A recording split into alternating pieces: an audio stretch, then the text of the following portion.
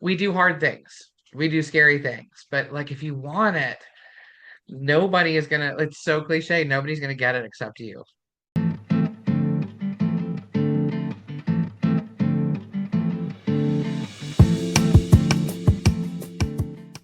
Hello, everyone. I am Melissa Forziat of Take the Doughnut, here to help you get inspiration and get donuts. I'm a motivational keynote speaker, and today I am bringing you a Take the Doughnut interview with Anna Ettin, who is the co-founder at Tapestry Partner Solutions and a go-to thought leader and strategist for human resource executives, employer resource group leaders, and program managers. Welcome, Anna. Thank you so much. I'm super excited to be here and talk about all the donuts. I'm so excited to talk with you about them as well. And with that in mind, I have to ask you, what's your favorite donut? So some people may say this is sacrilege because I grew up in the home of Krispy Kreme donuts. I am from North Carolina and like one of the original factory stores is here. And there's certainly a special place in my heart. I mean, there is nothing like a warm, fresh Krispy Kreme donut. However, my personal favorite is like an old-fashioned brioche. I like it not, not quite as sweet, like a little more bready with some, just a little bit of sweet glaze or something on top. So that's like if that would that's my dream donut. Well, you know what? I feel like you were diplomatic to all kinds of donuts. You know, you name dropped Krispy Kreme as a good North Carolinian would do, and you've also mentioned your favorite. So I think you've given people some options, and you've Yeah. shown respect where it needed to be shown. I will also go out on a limb and say the sprinkle is would be my last selected donut. Mhm. So I do have there's a ranking order, as with anything, right? Fair, fair, totally fair. Well, okay, so there it is. Now, I said just a little bit about you up front, Yeah. but tell us more about yourself. What should we know about you? So I'll start with a little personal couple of thoughts first because in all of my work, I focus on the people first. I have spent more than 25 years in large corporations, and it's easy to become one of many and to focus more on process than people. And so I like to have a human-centric framework for my thinking for my business. So I mentioned I'm based in North Carolina. I have a couple of kids. I have a grandchild. I am very close with my parents, and so a lot of my thinking is around intergenerational communications and connections and how we share knowledge across our families, across our communities, across our organizations, from one generation to another. Because I spend a lot of time with my family as kind of my core and our extended folks. We love playing games. We love traveling. I love cooking for a big crowd. And so it's great to be able to do a little bit more out of that now on the after the pandemic. And now figuring out who our families are again and where people are in the world. From a professional perspective, I mentioned I've spent many years in corporate America and climbing the last bits of what was the corporate ladder. I started as a teller at Bank of America in 2001 and did a variety of different roles there and built my career. Along the way, I raised my hand to be a volunteer leader of an employee resource group and spent more than a decade doing that as a volunteer before the two things merged. And I was asked to join Bank of America's diversity, equity, and inclusion team and spent a couple of years building the employee resource groups there, and then was recruited to do the same thing at Amazon. So up until this spring, for the last 6 years, I have built out the employee resource group office and connections at Amazon across the world. And we've grown from 200 to 2,000 chapters worldwide. So you can Amazon scale, as you can imagine. And it was such a privilege to spend time at that organization and what an incredible moment in time to be there over the last 6 years. But I have recently jumped off a ledge or grabbed a donut, as we may say. And just a couple of months ago, went out to focus on working on my own and being an entrepreneur. Hmm. And I wanted to acknowledge that the donut that you took of building employee resource groups, for those who aren't familiar with what employee resource groups are, they basically offer a home for people who work for a big company. Like if you're looking to establish connections with people, they allow you to meet other people from your company that you maybe wouldn't have interfaced with before and find support where you wouldn't have found it. And I think for a lot of people, joining an employee resource group is a donut. And Yeah. so you like created the shop that made the donuts that, all of those people are taking. So I think the legacy that you've left with those companies is actually massive. So I think it's worth saying that. And for those who have ever joined, for those who are watching who are from a corporation, if you've ever joined an employee resource group or if you're looking for something like that, that's what it is. That's what Anna has been building. So thank you for Yeah, and sharing thank you that. for that. And I will say on a personal level, I have learned the most valuable and important lessons in my career through my involvement in ERGs as we sometimes call them, or sometimes they're networks, or I mean there are lots of different names, so we don't get hung up on that. Um but because you are connected to people that are outside of your direct team, they may not report to the same manager or even the same executive. They may be in a different country, or I mean, I can't think of a single place organizationally or channel that you can connect with as many different people from across your organization. So it's a really beautiful ecosystem. I call myself a bit of a poster child of ERGs. Again, I learned some of the most important lessons of my career through it. So it's been a real honor to it sounds cliche, honor and a privilege, but it truly has been to get to do work that created connections and communities and really got connecting people with other smart people is kind of my very favorite thing in the world. I love the things that happen when you get really smart people in a room together, bouncing around ideas and just the electricity and the ideas that get generated. So ERGs was a no-brainer for me. Mm. Well, for those who are totally confused by the theme at this point, let me just reset this for you. So for me, take the donut is another way to say carpe diem. It's all about going after the things that you want in life. As much as I appreciate actual donuts, this is a metaphor. So it started from this weird thing that happened for me in college where I left an actual donut on a table, and it almost immediately became an object lesson for me and what it looks like to leave opportunities behind. So I don't want to do that anymore. I want to take the donut. So, this conversation is actually all about going after opportunities, goals in life, and what does that really look like for us when we go to do it? And so, for you, Anna, how are you with going after goals? What's that process like for you? I'll be as transparent with your audience, Melissa, as I am with everyone that I work with. And historically, it's been a real challenge for me. I am like a kind of an idea generator, and I have a lot of really good ideas. And I often get stuck at that point of activation, that moment that once the ball is already rolling, like I'm good on the ideas and I'm good on the implementation.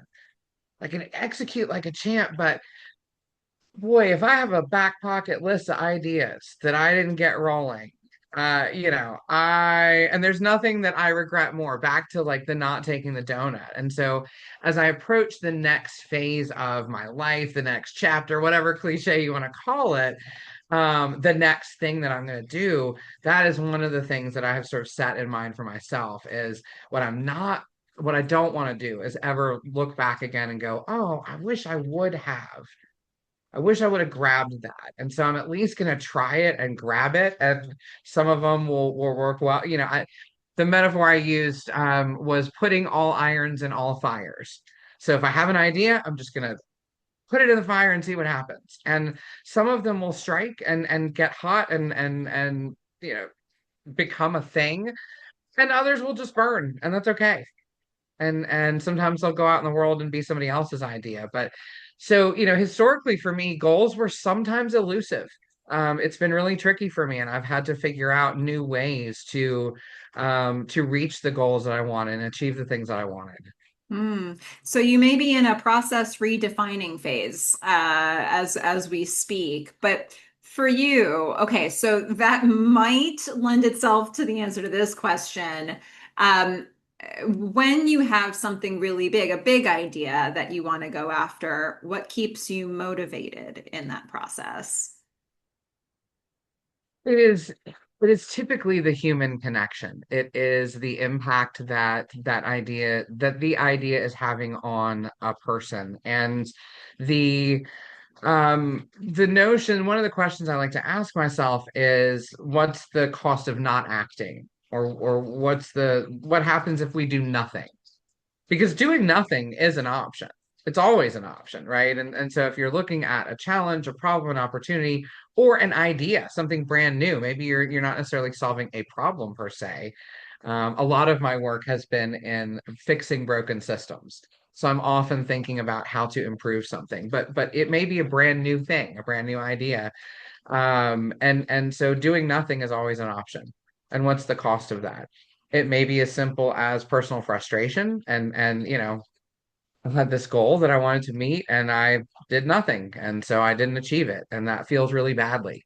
And so it could be that I say simple cost, not always so simple, right? And we beat ourselves up sometimes, but the cost could be much greater. And when we think organizationally and the cost of not acting, when you're looking at particularly the couple companies that I grew up in per se, those impacts could be hundreds of thousands of people wide. And those hundreds of thousands of people then touch millions of customers and communities. And the decisions that each of those individuals makes impacts people in their daily lives. And so, without being hyperbolic, it is the people, it is the impact to the human being that often keeps me motivated in driving towards, which goals do you pick, which things do you drive forwards.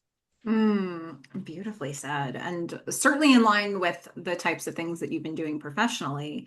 When you think about, going after something really big, going after anything, whatever the size is, a lot of times when we start towards a goal or a pursuit, challenges come up, obstacles come in our way. And I'm curious for you if there's a specific brand of challenge that comes up over and over and over. Like, no matter what it is you're pursuing, it could be personal or professional, you're probably going to encounter this obstacle, this challenge. What is it?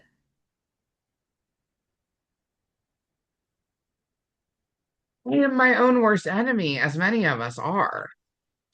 Whether that is having so many ideas that I'm not nailed down one that I'm focused on and I'm doing too many things. So I may be spreading myself too. I mean, historically for me, I want to do all the things with all the people.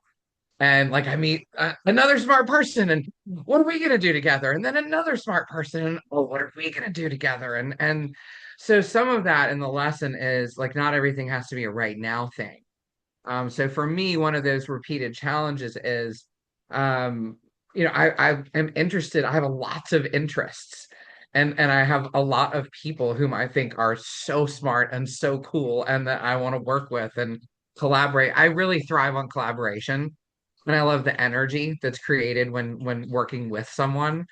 And so that's been kind of a repeated challenge. And so I'm definitely figuring out like how to pick and choose. And um, I heard something many years ago that it stuck with me.